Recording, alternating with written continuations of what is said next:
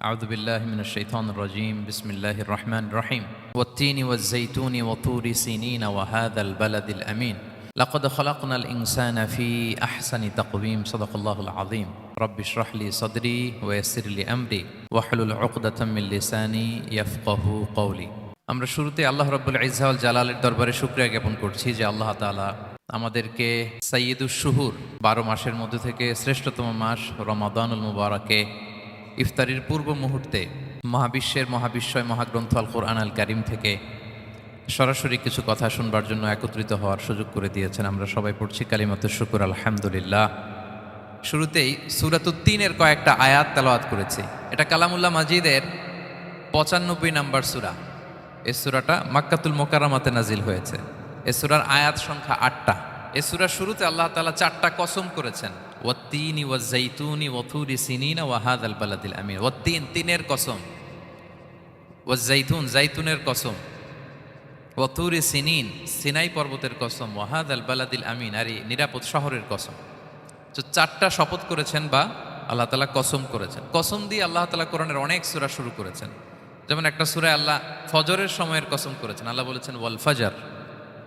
আল্লাহ আকাশের কসম করেছেন ওয়াস-সামা ইযাতিল বুরুজ। আল্লাহ তাআলা সূর্যের কসম করেছেন ওয়াশ-শামসি ওয়া দুহাহা। এভাবে আল্লাহ তাআলা তার সৃষ্টির অনেক কিছুর কসম করে গুরুত্বপূর্ণ কোনো মেসেজ বা বার্তা আমাদের সামনে হাজির করেন। তো এই সূরাতে আল্লাহ তাআলা 4টা জিনিসের কসম করে একটা খুবই গুরুত্বপূর্ণ বার্তা মানব মণ্ডলীর জন্য এই সূরাতে তিনি হাজির করেছেন। এই সূরাটা আমাদের অনেকেরই মুখস্থ আলহামদুলিল্লাহ, এবং আল্লাহ রাসূল সাল্লাল্লাহু আলাইহি ওয়াসাল্লাম প্রায় বিভিন্ন নামাজে এই সূরাটা তেলাওয়াত করতেন। বারা ইবনে আযিব রাদিয়াল্লাহু তাআলা আনহু উনি বর্ণনা করেন যে আমি একবার এশার সালাতে আল্লাহ রাসূল সাল্লাল্লাহু আলাইহি ওয়াসাল্লামের কণ্ঠে নামাজে সূরা 3 তিনি তেলাওয়াত করেছেন, আমি নিজ কানে শুনেছি, এবং ওনার কণ্ঠ যে এত মধুর ছিল, আমার জীবনে এত সুমধুর কণ্ঠের তেলাওয়াত আমি শুনি নাই। আল্লাহর হাবিব সাল্লাল্লাহু আলাইহি ওয়াসাল্লামের কোরআন তেলাওয়াতের যে কণ্ঠ এত সুমিষ্ট ছিল, এত চমৎকার ছিল, শুধু তেলাওয়াত শুনেই অনেকে শাহাদা পড়ে মুসলমান হয়েছে। আবু জাহেল মক্কায় নিষেধ করতো যে কেউ যাবা না মুহাম্মদের কাছে, সে পাগল, সে গণক, সে মিথ্যাবাদী, সে জাদুকর, সে স্বামী স্ত্রীর মধ্যে বিচ্ছিন্নতা নিয়ে আসে, সে বাবা ছেলেকে আলাদা করে দেয়, তার কাছেই যাবা না। আর সে যা বলে শুনবাই না, কানে আঙ্গুল দিয়ে রাখবা। তো মানুষকে যেটা নিষেধ করা হয় বেশি, মানুষের ওইটার ব্যাপারে আগ্রহ থাকে বেশি। সে যত নিষেধ করতো মানুষ আরো বেশি বেশি যে শুনতো। মানুষকে সে কি বারণ করবে, সে দিনের বেলা নিষেধ করতো, রাতে যে লুকিয়ে লুকিয়ে নিজেই তেলাওয়াত শুনতো। তাহলে চিন্তা করেন যে আল্লাহর হাবিব সাল্লাল্লাহু আলাইহি ওয়াসাল্লামের কোরআনিক রেসিটেশন কত চমৎকার মেলোডিয়াস ভয়েস হলে স্বয়ং আবু জাহাল রাত্রিবেলা লুকিয়ে লুকিয়ে কোরআন তেলাওয়াত শুনতে যেত আল্লাহর হাবিব সাল্লাল্লাহু আলাইহি ওয়াসাল্লামের কণ্ঠে। তো রাসূল সাল্লাল্লাহু আলাইহি ওয়াসাল্লাম সূরাতুত 3টা এশার সালাতে তিনি তেলাওয়াত করেছেন, এই মর্মে হাদিসে পাওয়া যায়।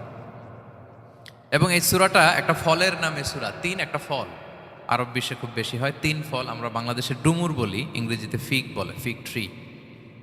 তো ফলের নামে বেসিক্যালি আল্লাহ তাআলা এই সূরাটাকে, এই চ্যাপ্টারটাকে ডেডিকেট করেছেন।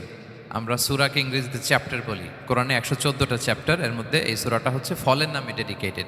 বিভিন্ন নামে খুব ইনক্লুসিভ ওয়েতে আল্লাহ তাআলা কোরআনে সূরাগুলো দিয়েছেন। কোরআনে আপনি প্রাণীর নামে সূরা পাবেন, প্রাণী। মানুষের নামে সূরা পাবেন।